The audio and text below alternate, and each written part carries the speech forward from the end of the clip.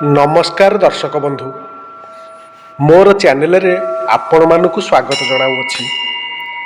आज आम बुलवाक जाऊँ बालीपाटना ब्लॉकर मधुकेश्वर मंदिर। मधुकेश्वर मंदिर बुलवाई आम यात्रा आरंभ करूँ भुवनेश्वर।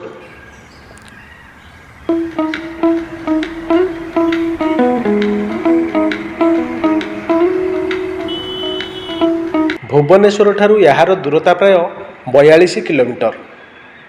बालकाटी रास्ता दे प्रथमे आमको जीवाकू पड़ा बनमालीपुर।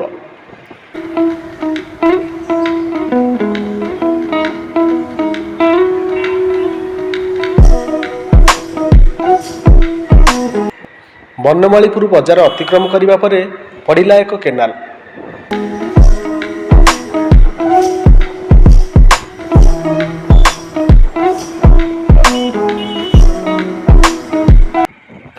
केनाल रास्तार डाहाण पटकू प्राय 6 किलोमीटर अतिक्रम करने पर पड़ा देउलीधरपुर ग्राम पंचायत।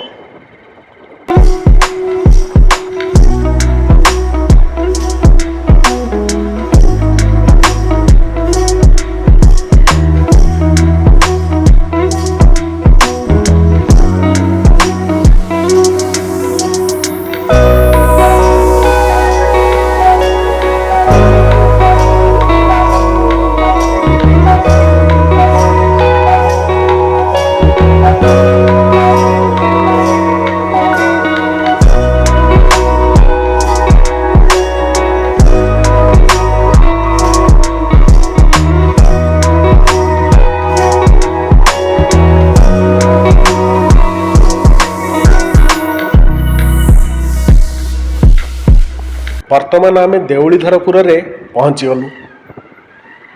यहाँ डाहाण पटकू कुशभद्रा नदी। कुशभद्रा नदी पार्श्व अवस्थित यही मधुकेश्वर मंदिर।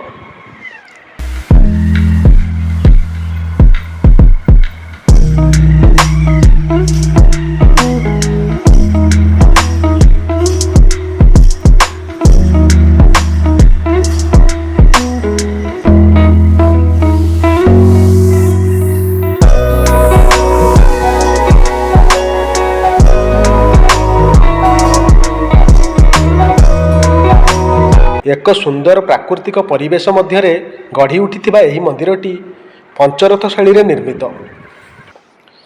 यही मंदिरटी गंगवंशीय राजा द्वारा त्रयोदश शताब्दी निर्माण करा जायथिबा अनुमान करा जाय।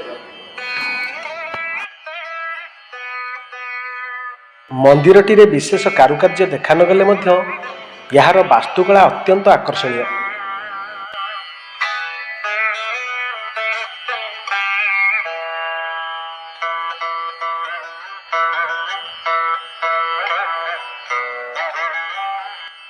पार्श्व देवता मानक पई निर्माण करा जायथिबा आस्थानर गठनशैली अन्य मंदिर मानक ठारू संपूर्ण नियारा और विशेष आकर्षणीय। ये हेउछि मंदिरर जगमोहन। यही ठारे दुईटी भग्नमूर्ति रही। प्रथमटी तो जना पड़ुछि उमा महेश्वर मूर्ति, द्वितीयटी कौन जानी हो नहीं।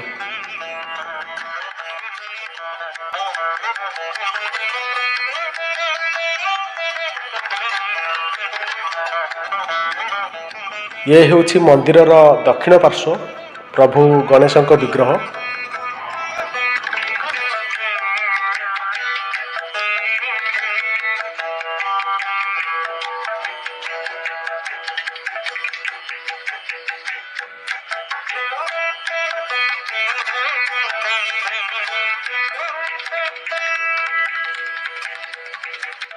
पश्चिम भागरे विजय करिसंती भगवान कार्तिकेश्वर।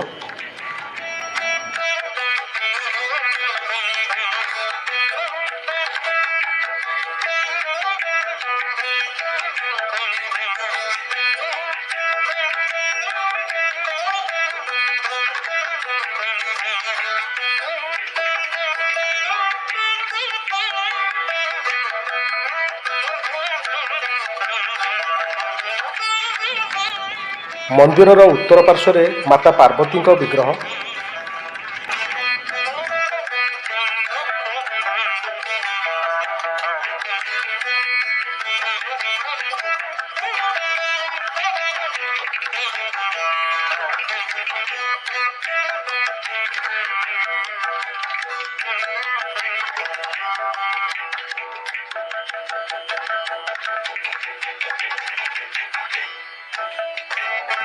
ଏହିଠାରେ ଏକ ଲଘୁ ଦେଉଳ ଅଛି। ଏହା ମହାଦେବଙ୍କ ଉଦ୍ଦେଶ୍ୟରେ ସମର୍ପିତ। ବର୍ତ୍ତମାନ ଆମେ ମନ୍ଦିର ଭିତରକୁ ପ୍ରବେଶ କରିବା। ମନ୍ଦିରର ପ୍ରବେଶ ଦ୍ୱାରରେ ମୁଖ୍ୟ ଆକର୍ଷଣ ହେଉଛି ଏହାର ତୋରଣ, ସୁନ୍ଦର କାରୁକାର୍ଯ୍ୟ।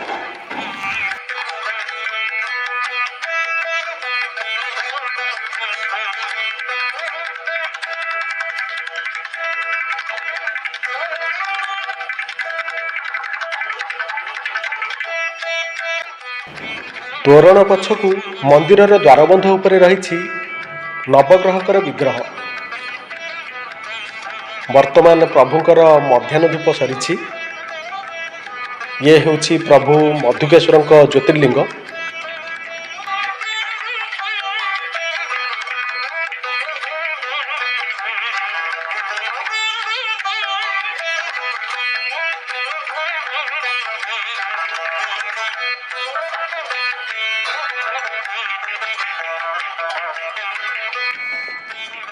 ଇଏ ଜଗମୋହନର ଆଭ୍ୟନ୍ତରୀଣ ଦୃଶ୍ୟ।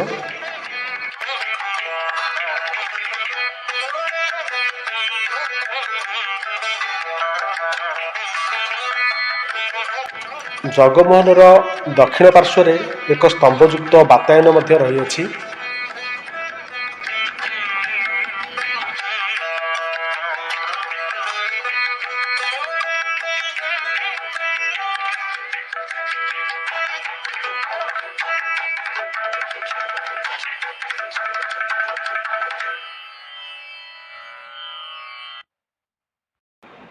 ବାସ୍ତବିକ ମଧୁକେଶ୍ୱର ମନ୍ଦିରର ବାସ୍ତୁକଳା ଅତ୍ୟନ୍ତ ଚମତ୍କାର। କିନ୍ତୁ ଦୁଃଖର ବିଷୟ, ମନ୍ଦିରଟି ଜରାଜୀର୍ଣ୍ଣ ଅବସ୍ଥାରେ ଥିବା ପରି ଲାଗୁଛି। ମନ୍ଦିର କାନ୍ଥରେ ଛୋଟ ଛୋଟ ଗଛ ଓ ଶିଉଳି ଭରି ରହିଛି। ଏହାର ଠିକ୍ ରକ୍ଷଣାବେକ୍ଷଣ କରିଲେ ମନ୍ଦିରଟିର ସୌନ୍ଦର୍ଯ୍ୟ ଆହୁରି ଆକର୍ଷଣୀୟ ହୋଇପାରିବ।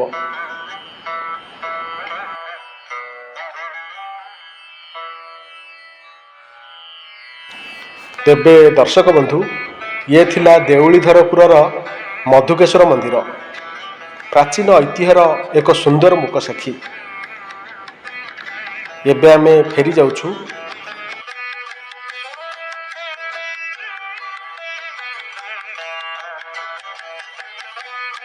ଯଦି ଭିଡ଼ିଓଟି ଆପଣମାନଙ୍କୁ ପସନ୍ଦ ଆସିଥାଏ, ତେବେ ଚ୍ୟାନେଲକୁ ଗୋଟିଏ ସବସ୍କ୍ରାଇବ୍ କରିବା ପାଇଁ ଭୁଲିବେ ନାହିଁ।